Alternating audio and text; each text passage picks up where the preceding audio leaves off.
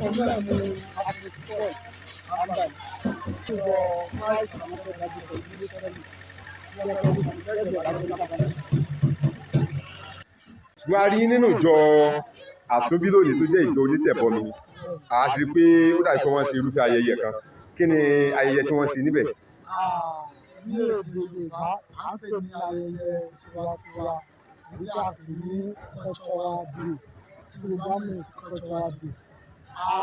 Ó tó jẹ́ kí n wà níbí ní ọjọ́ tuntun ní wípé nígbà tí mo rí ọkàn mi wá fàṣẹ pé yóò nǹkan báyìí ní ìgbéjọ tí àwọn ọmọ náà gbogbo wọn ṣe kí ni tí wọ́n gbogbo wọn wà ní.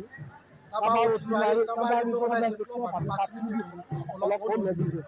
Wọ́n tẹ́lẹ̀ wọ́n pé àṣà tiwantiwa èyí ó tún ní ẹ̀kọ́ to get one of the things èyí ó tún ní ìrírí láti píkì méjì tàbí mẹ́ta nínú ẹ̀ṣẹ̀. Ǹjẹ́ ohun tí wọ́n ń ṣe yìí ǹjẹ́ ó bá Bíbélì mu?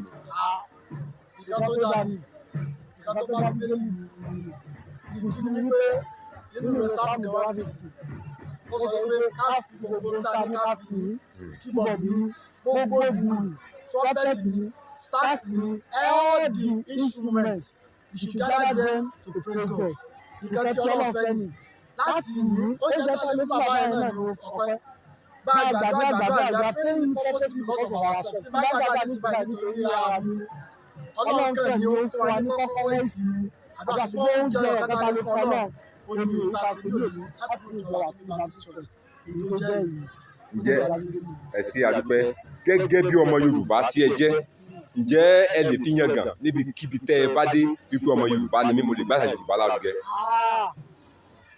Ẹ̀sẹ̀ ní kí n bá fi yangàn mo ti dọ́ máa lò ní ẹ̀ mo lè fi yangàn nítorí pé ìbí tó bí mi sí ilẹ̀ Yorùbá ni kódà àwọn bá bí mi sí Haúsá ọmọ Yorùbá ni mí ṣùgbọ́n ilẹ̀ Yorùbá òun ni wọ́n bí mi sí tí n bá ti lè fi ìlú mi yangàn jẹ́ méjì ọmọ àyè ìlú mi jẹ́ ẹ̀sìn àdúpẹ́.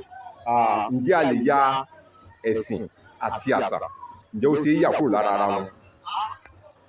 Kò sí yà kúrò ní òde tèmi kò sí yà kúrò lára wọn because ó dàbí ìbejì ni wọ́n bí ọmọ ìyá àtọmọ bàbá táyé lélẹ̀ kẹ́hìndé lélẹ̀ inú ìyá kan ni wọ́n ti kí ni wọ́n ti wá inú ìyá kan orúkọ wọn ló kàn yàtọ̀ síra wọn ó dàbí word WORD kábà pé ní word tinú ayé WORD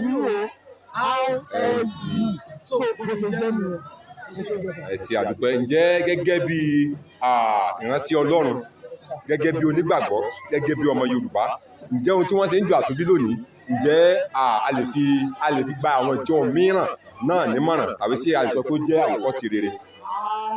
Nǹkan tó dáa gidigidi tó jẹ́ àwòkọ́ṣe rere kódà mo ní àǹfààní láti sọ fún mi pé mo tún rí àwọn ìjọ míì tí mi ò ní dárúkọ táwọn ìjọ darapọ̀ mọ́ra ní fídíò mi táwọn náà wá wò pé no kí ní yìí àwọn náà fẹ́ gbé rẹ̀ wá sí ìjọ tàwọn náà. àwọn tiwọn náà tí ohun tó sọ ni pé ohun tí èèyàn lè fi yangàn níbikíbi ni kódà tó bá tún jọ kódà ram àwọn ọ̀gá tó máa ń sọ rẹ̀ ní Kwara State wa nílò níbí lápẹ̀ ní October 1 cultural day African praise wọ́n fẹ́ yan Ọlọ́run náà ní gbàgbọ́dọ̀ tó ṣe pa gẹ́gẹ́ bọ́ òṣèlú pa bẹ́ẹ̀ tó ṣe tí òṣèlú lélẹ̀ ìlú so ìka tí èèyàn lè fi yangàn tí a lè introduce sí ìjọ mìíràn ni orúkọ mi ní Apostle Paul Ambali láti ní ìjọba Christ Anointed Bible Church. Ẹ ṣé àdúpẹ́.